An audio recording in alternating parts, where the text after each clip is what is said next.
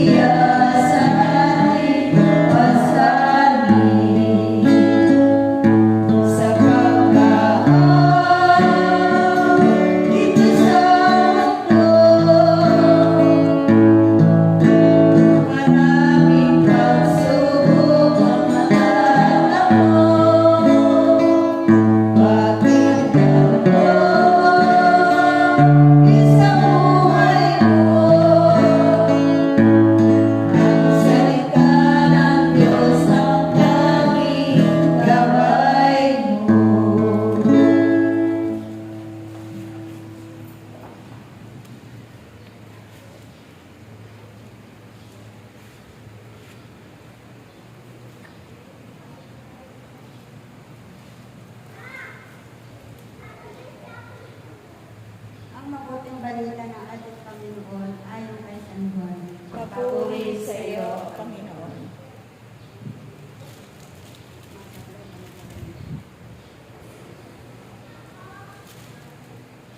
Hindi nanampalataya ang mga kapatid ni Jesus. Pagkatapos nito, nilibot ni Jesus ang Galilea. Iniwasan niya ang Judea, sapagkat ibig siyang patayin ng mga Hudyo roon. Nalalapit na ang pista ng mga Huda, isang pista ng mga Hudyo. Kaya sinabi kay Jesus ng kanyang mga kapatid, bakit hindi ka umalis dito at pumunta sa Judea para makita ng iyong mga alagad ang ginagawa mo? Walang tao naglilihim ng kanyang ginagawa kung ang hangad niya ay matanyag. Ginagawa mo rin lamang ang mga bagay na ito. Magpakilala ka na sa sanlibutan. Maging ang mga kapatid ni Jesus ay hindi sumasampalataya sa kanya.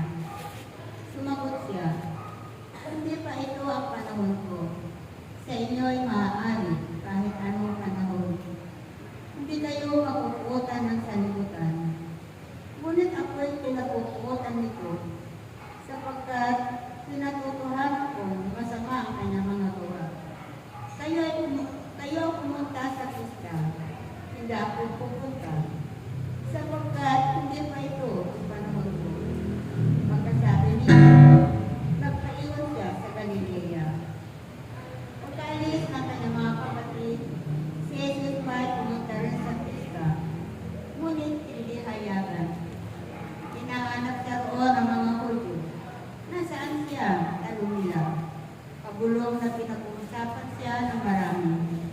Siya ay mabuting tao, sabi ng ilan. Hindi, ang iba. Inililigaw niya ang mga tao.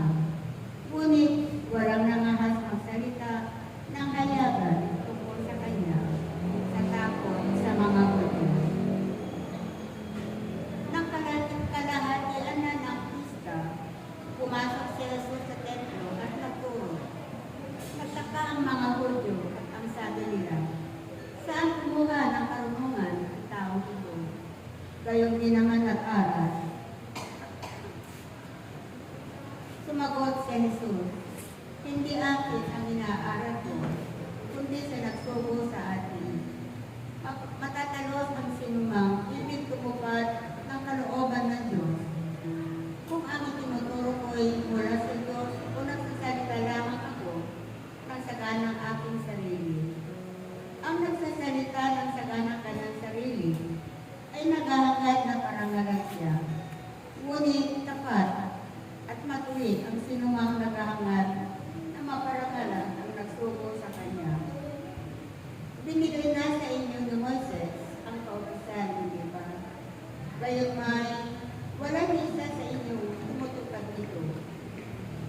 ba, gusto niya akong patayin. Sumagot ang mga tao. Inaalingat ka ng demonyo. Sino ba ang gustong pumatay sa iyo? Isang bagay pa lamang ang ginawa ko. Naghilalas na kayong lahat, sabi ni Jesus. Ibinigay sa inyo ni Moises ang utos tungkol sa pagtutuli. Hindi ito nagsimula kay Moises, kundi sa mga ninuno ninyo. At ginagawa din